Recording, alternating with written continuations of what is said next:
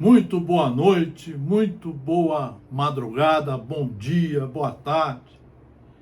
Sejam todos os senhores e as senhoras, os jovens, bem-vindos ao Núcleo de Estudos Espíritas e Jurídicos, GESIEL. Desde 1968, estudando como estudante, como aprendiz responsável as leis divinas e as leis do Estado Democrático de Direito, que também são divinas, que também têm origem em Deus, que nos intui para construir leis, para organizar a sociedade onde os seus filhos, temporariamente na reencarnação, passam para aprender, para corrigir os erros e para se enquadrarem em suas leis e seguirem o caminho do bem, da perfeição. Muito prazer, muito prazer estar com os senhores e as senhoras, os jovens, nesse momento. Eu acompanho a religião desde 1968. Já fui presidente de centro espírita, já fui diretor de doutrina, diretor mediúnico, já fui presidente da Federação Espírita do Estado do Espírito Santo, já fiz mais de 5.000 palestras em todos os estados brasileiros. Mas eu verifico, isso aí é uma opinião nossa particular, que a maioria de nós não sabe o que é religião. Que a maioria de nós não sabe o que veio fazer aqui. E chega aqui, nós nos iludimos com o materialismo e achamos que viemos aproveitar as benesses, entre aspas, do materialismo. Na verdade, o Espiritismo, a doutrina consoladora, que veio concluir o trabalho do cristianismo, a doutrina espírita, em 5 obras básicas, nos mostra que nós fomos criados por Deus para estudarmos as suas leis, nos enquadrarmos nelas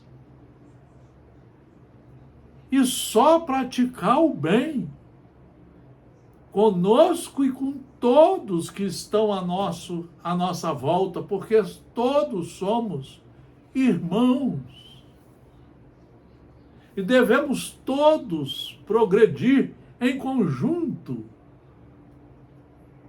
até atingirmos a perfeição relativa e nos encontrarmos de volta com o nosso Pai, o nosso Criador.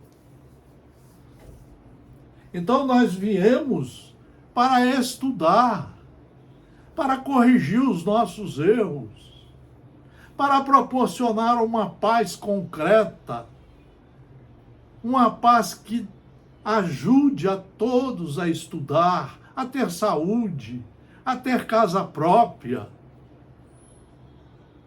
a trabalhar, a ajudar a manutenção ordeira do planeta, para que tenhamos vida saudável em todos os sentidos. E não é isso que estamos fazendo. Verificamos que a política está toda desorganizada e cada vez mais corrompida, cada vez mais iludida com criaturas que nunca estudaram e que não têm nenhuma base moral para pensar em política. Nas religiões, a maioria de nós se ilude com o sensacionalismo religioso, mediúnico, sensacionalismo de dinheiros, de poder, quando na verdade a religião é para nos ligar ao Pai. É por isso que eu vou fazer uma leitura aqui, do livro Vinha de Luz, pela psicografia de Francisco Cândido Xavier, pelo Espírito Benfeitor Emmanuel. Para a nossa reflexão, que fazemos do Mestre? Que farei então de Jesus, chamado o Cristo? Pilatos, e quem anotou isso, Mateus 27, 22. Nos círculos do cristianismo, a pergunta de Pilatos reveste-se de singular importância. Que fazem os homens do Mestre Divino no campo das lições diárias? Que fazem os homens, nós, do Mestre Divino, no campo das lições diárias? O que nós fazemos durante toda a noite e todo o dia? Quase nunca nos lembramos dele. Só pensamos nos vícios do álcool, das drogas. Pensamos em gastar dinheiro nos shoppings, nas lojas. Pensamos em ter poder efêmero, material, que de repente acaba. Pensamos em agredir as pessoas, em falar mal, olhar os defeitos. Cultivamos a intolerância, como estamos vendo hoje em todo o planeta. No Brasil, na nossa religião, existem brigas terríveis, porque as pessoas não sabem o que é religião. Então, que fazem os homens do Mestre Divino no campo das lições diárias? Os ociosos tentam convertê-lo em oráculo que lhes satisfaça as aspirações de menor esforço. Vamos repetir. Os ociosos, aqueles que não querem estudar, aqueles que não usam o tempo que têm da reencarnação para fazer o bem a si e ao próximo, aqueles que não ajudam em nada para a sociedade se consertar, para a sociedade progredir corretamente, sem corrupção, sem volta à ditadura, sem negação à ciência, às vacinas, sem negar a validade das leis vigentes no Estado democrático de direito. Que fazem os homens do Mestre Divino no campo das lições diárias? Os ociosos tentam convertê-lo em oráculo que lhes satisfaça as aspirações de menor esforço. As pessoas vão na religião, botam roupas luxuosíssimas, se preparam para mostrar a plástica, dinheiro. Saem dali, voltam às brigas, voltam ao mundo estragado do jeito que está.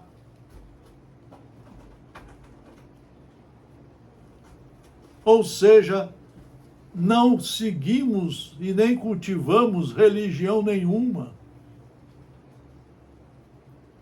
Os vaidosos procuram transformar o Cristo em galeria de exibição. através da qual façam um mostruário permanente de personalismo inferior.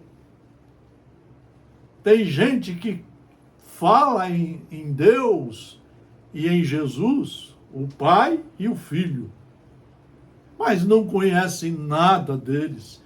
Tem pastores que nunca entenderam quem é Deus, quem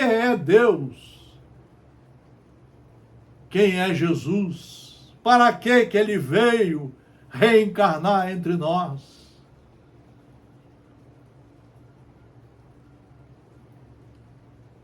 Os insensatos chamam-no indebitamente à aprovação dos desvarios a que se entregam, à distância do trabalho digno. Grandes fileiras seguem-lhe os passos, qual a multidão que o acompanhava no monte, apenas interessada na multiplicação de pães para o estômago. A maioria de nós só pensa em ir na religião para pedir coisas que às vezes você não merece e nunca vai ter. A maioria de nós, a maioria esmagadora, outros se acercam dele, de Jesus, buscando atormentá-lo, à maneira dos fariseus arguciosos, rogando sinais dos céus, rogando sinais do céu. Numerosas pessoas visitam-no, imitando o gesto de Jairo, suplicando bênçãos, crendo e descrendo ao mesmo tempo. Diversos aprendizes ouvem-lhe os ensinamentos ao modo de Judas, examinando o melhor caminho de estabelecerem a própria dominação. A maioria só vai por interesse materialista, por interesse egoístico, para se considerar o melhor, o mais sabichão, o mais forte, o mais inteligente de todos. Nós não estamos sabendo viver a reencarnação, que é uma dádiva de Deus, uma oportunidade para cada um de nós corrigir os erros, estudar as leis, nos tornando verdadeiros cristãos, para exercitar a caridade, a paciência, a tolerância, o perdão, a indulgência, só fazer o bem aonde estiver, nunca praticar o mal, de forma alguma. Diversos aprendizes ouvem-lhe os ensinamentos ao modo de Judas, que o vendeu, que o traiu, examinando o melhor caminho de estabelecerem a própria dominação, de como continuar mandando materialmente aqui. Vários corações observam-no com simpatia, mas na primeira oportunidade indagam, como a esposa de Zebedeu, sobre a distribuição dos lugares celestes. A maioria, quando começa a verificar a sua vida, se revolta contra ele, porque não entende o porquê aqui reencarnou, porque não estudou para saber o que veio fazer, quais as suas tarefas, quais as corrigendas a empreender dentro de si em primeiro lugar, qual a reforma íntima e a moral que deve empreender para poder deixar brilhar a luz do conhecimento de nosso Pai que nos criou, e não do materialismo selvagem que quase nos comanda a todos nos dias de hoje. Outros muitos o acompanham estrada afora, iguais a inúmeros admiradores de Galileia, que lhe estimavam os benefícios e as consolações, detestando-lhe as verdades cristalinas. Você vê isso muito nas religiões, principalmente a nossa. Quase ninguém tem coragem de estudar de verdade, de 1 a 4 horas por dia, de ler os livros seguros, de relê-los para aprender cada vez mais, de praticar em primeiro lugar consigo e imediatamente com todos os seus irmãos. A maioria só quer viver na inércia e na ilusão. Você vê isso nos congressos.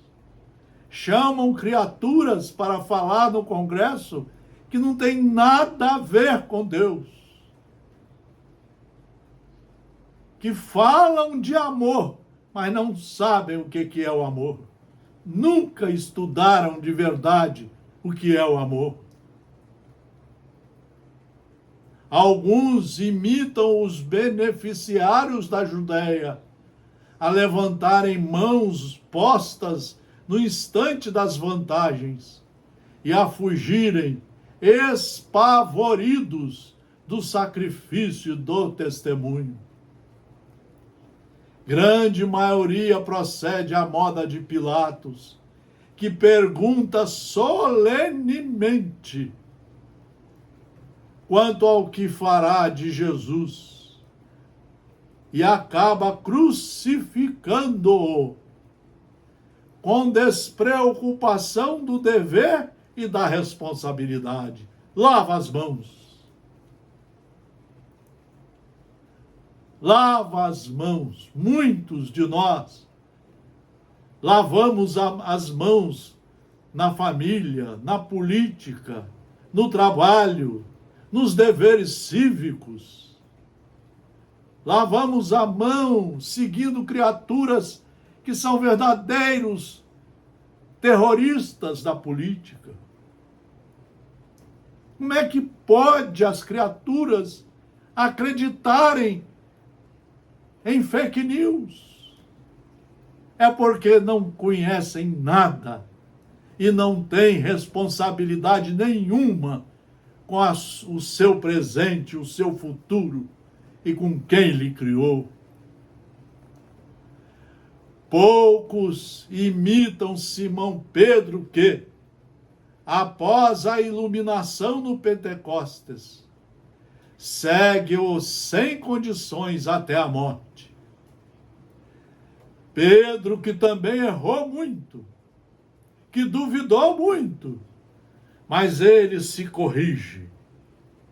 Ele se corrige, começa a estudar os alfarrábios de Jesus e começa a segui-lo, mostrando o que é a reforma íntima, a reforma moral, mostrando o que é o verdadeiro cristão no momento em que cria a casa do caminho e ali passa a receber todos como irmãos, passa a distribuir o conhecimento da verdade, passa a mostrar o que era a verdade, o que é a verdade, o que dizem as leis de Deus e como praticá-las.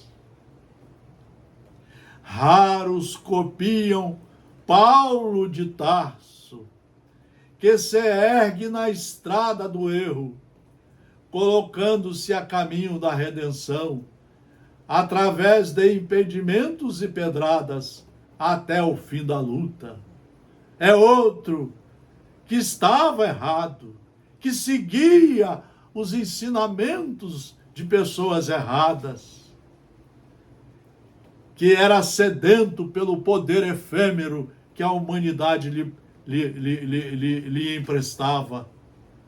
Mas quando ele ouve o Mestre Jesus e chega a Damasco, recebendo os alfarrábios, os escritos, ele passa a se tornar um estudante da verdade. E luta durante muitos e muitos anos para entender a verdade, assimilar a verdade e principalmente praticá-la. Não basta fazer do Cristo Jesus o benfeitor que cura e protege. É indispensável transformá-lo em padrão permanente de vida. Em padrão permanente de vida. Por exemplo e modelo de cada dia. Jesus é o nosso mestre. É o melhor irmão que veio à terra. Nos mostrar como devemos viver. Aonde encontrar a verdade. E como vivenciá-la para progredir, subindo os degraus da perfeição. Subindo os degraus da perfeição. É isso que nós queríamos mostrar para os senhores e as senhoras e para os jovens. Como estamos errados. E terminamos com mais uma lição de Emmanuel. Cristãos, se a vossa justiça não exceder a dos escribas e fariseus, de modo algum entrareis no reino dos céus. Jesus foi que falou isso, e Mateus anotou em 5:20. Se a vossa justiça não exceder a dos escribas e fariseus, que hoje estão assim, de modo algum entrareis no reino dos céus.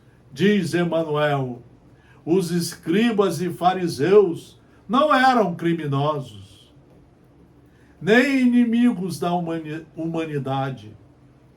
Cumpriam deveres públicos e privados, respeitavam as leis estabelecidas, reverenciavam a revelação divina, atendiam aos preceitos da fé, jejuavam, pagavam impostos, não exploravam o povo. Naturalmente, em casa, deviam ser excelentes mordomos do conforto familiar. Entretanto, diz Emmanuel, entretanto, para o emissário celeste, a justiça deles deixava a desejar. Adoravam o eterno Pai, mas não vacilavam em humilhar o irmão infeliz. Adoravam o eterno Pai, mas não vacilavam em humilhar o irmão infeliz. Tem muitos políticos que adoram o eterno Pai, mas adoram fazer uma politicagem da política. Adoram implementar a corrupção. Adoram falar coisas que não estudaram. A enganar o povo. E nós, o povo, que também gosta de ser enganado, adora seguir essa gente. Repetiam fórmulas verbais no culto à prece, todavia não oravam expondo o coração. Eram corretos na exposição exterior, contudo não sabiam descer do pedestal de orgulho falso, em que se erigiam para ajudar o próximo e desculpá-lo até o próprio sacrifício. Raciocinavam perfeitamente no quadro de seus interesses pessoais, todavia eram incapazes de sentir a verdadeira fraternidade, suscetível de conduzir os vizinhos ao regaço do Supremo Senhor. Eis porque Jesus traça aos aprendizes novo padrão de vida. O cristão não surgiu na terra para circunscrever-se à casinhola da personalidade. Apareceu com o mestre da cruz para transformar vidas e aperfeiçoá-las com a própria existência que, sob a inspiração do mentor divino, será sempre um cântico de serviço aos semelhantes, exalçando o amor glorioso e sem fim na direção do reino dos céus, que começa invariavelmente dentro de nós mesmos. Aqui está a diferença do cristão.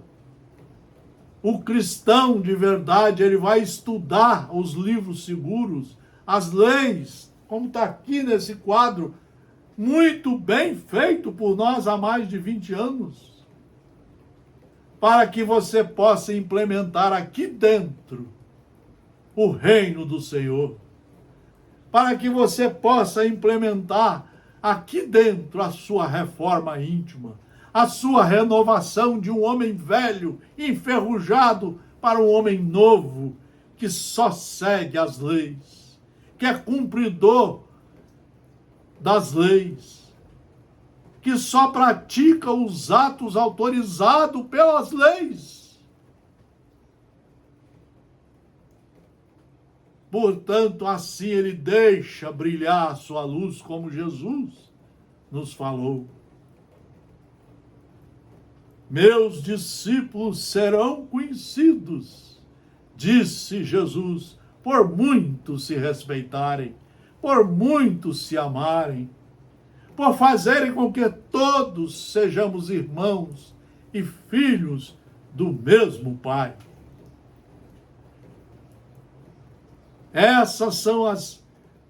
Esse é o trabalho que nós nos dispomos a fazer há mais de 50 anos. Aqui no Núcleo de Estudos Espíritas e Jurídico Gesiel, para aprendermos a praticar os atos perfeitos de acordo com o ensinamento jurídico divino. Essa é uma tarefa de divulgação seríssima do Evangelho de Jesus. Por isso estamos no Instagram, no YouTube, no Facebook. Muito obrigado pela atenção. Boas reflexões. Verifiquem o que estão fazendo de suas vidas e tenham as devidas coragem de corrigi-las, mas tendo como paradigma as leis de Deus e as leis que também são dele, do Estado Democrático de Direito. Muito obrigado pela atenção, fraternal abraço a todos os senhores e as senhoras.